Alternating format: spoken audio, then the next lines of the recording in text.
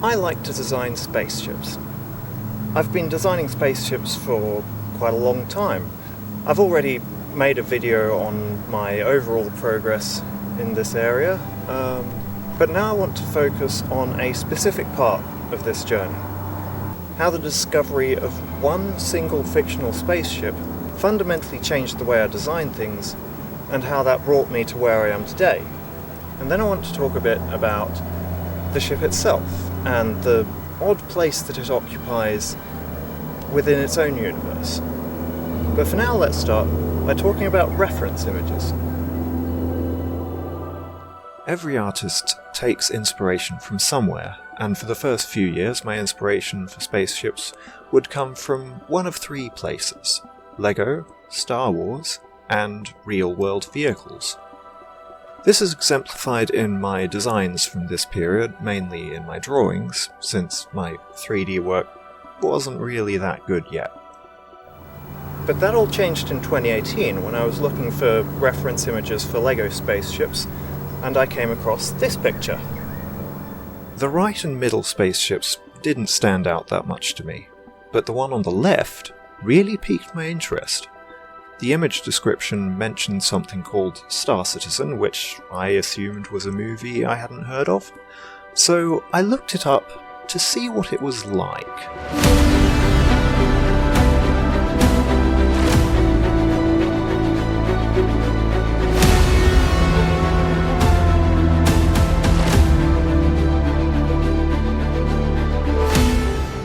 It was like, and yet unlike anything I'd seen before. These were fantastical looking designs that nonetheless took into account some semblance of real physics, without relying on things like anti-gravity. They had VTOL thrusters and lift fans and control surfaces. The variety and quality of the designs was beyond anything I'd imagined before. The Misc Reliant in particular caught my attention with its rotating wings and swivelling engines, which gave it a Star Warsy vibe while also acknowledging the laws of propulsion. I also found this picture of the Aegis Avenger really inspiring. In fact, it became the direct inspiration for a number of my spaceship designs. And yet, through all of this variety, the Origin 300 series still stood out to me. Not because it was the quirkiest or the most refined, but because it had a certain hard-to-define elegance about it. Something about the slender fuselage and the wings just felt right to me. Perhaps because, in a world where every other spaceship looked either like a chunky fighter jet, a boat, or something else entirely, the 300 series alone captured the charm of a smaller civilian aeroplane. I decided that if I were ever a part of the Star Citizen universe, I would fly a 300 series ship. And given that the 315P was the exploration variant, that would be the one that I would fly. Also, P for Patrick, so yeah.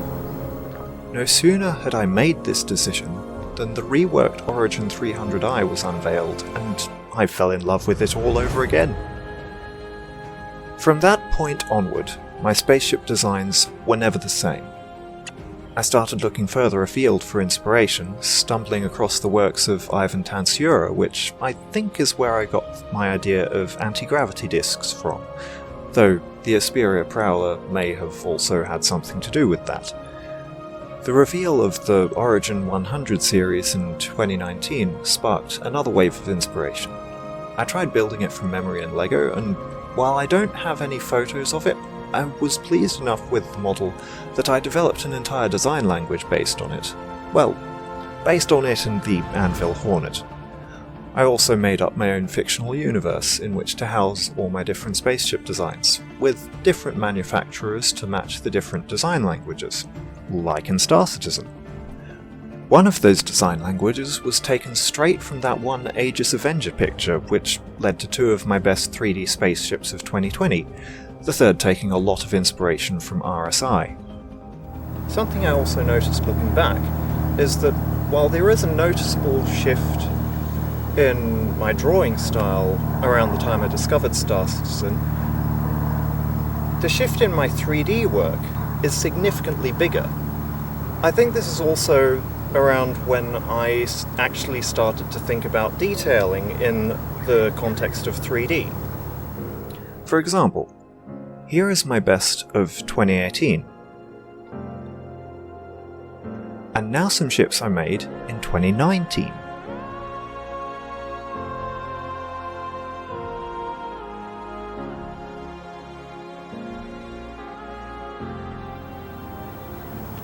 I really wish I still had this model, but unfortunately it only existed on a laptop that I broke because I thought that chucking my backpack over the fence and then climbing over after it was a good way to get into uni.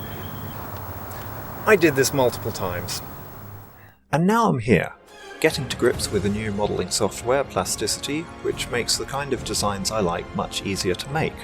Also, if you Google Plasticity Spaceship, this is what comes up. I've made a couple of improvements since those first few renders, but it's mostly the same. That's just something I'm proud of. Blender Bros was definitely a big help with getting to this level. I've learned a great deal from their courses in regards to detailing, composition, and just design in general. But at the same time, I feel like I might not have made it here if it wasn't for the Origin 300 series. Maybe I'd have gone into Star Wars designs like E.C. Henry. Maybe I'd be making primarily dragons. Who knows? I can actually trace this design back to that one picture of the Aegis Avenger. Well, also the Anvil Arrow, and the Mirai Razor. But the Origin 315p is what brought me here, and now that I've actually played Star Citizen for a while, I want to talk about it. I think this is a brilliant little ship.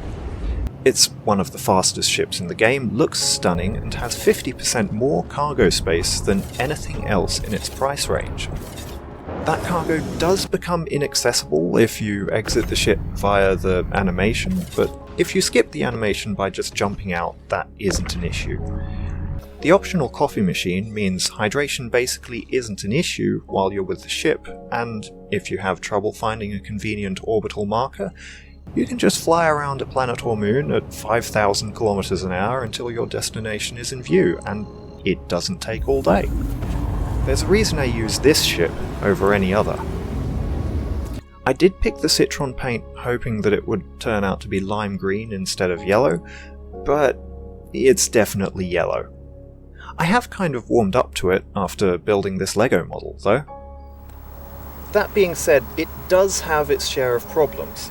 The quality of the detailing feels lacking, there's no physical component access whatsoever, and everything else about the 300 series feels very much like a rough first draft. And that makes sense.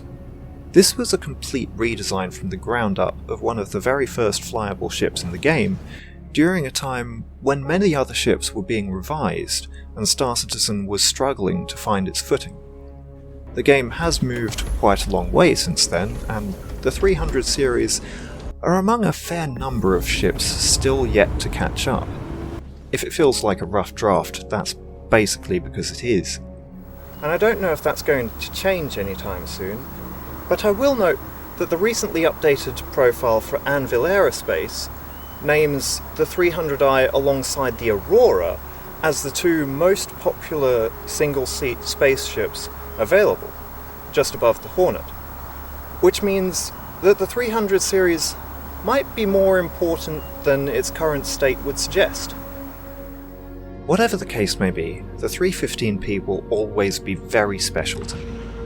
I don't know that I'll be ride or die for it no matter what.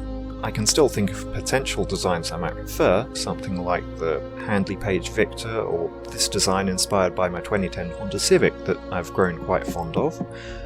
But when it comes to Star Citizen, I've yet to see a ship I like better. Well, this picture from a 6-year-old Reddit post is pretty much exactly what I just described, but it's probably not getting in the game.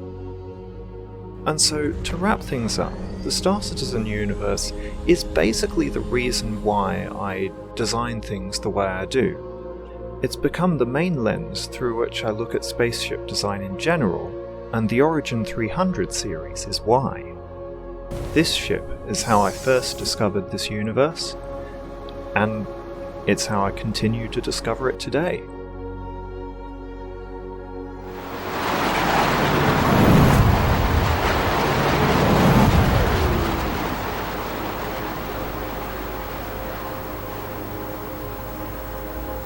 I still kinda wish it came in green.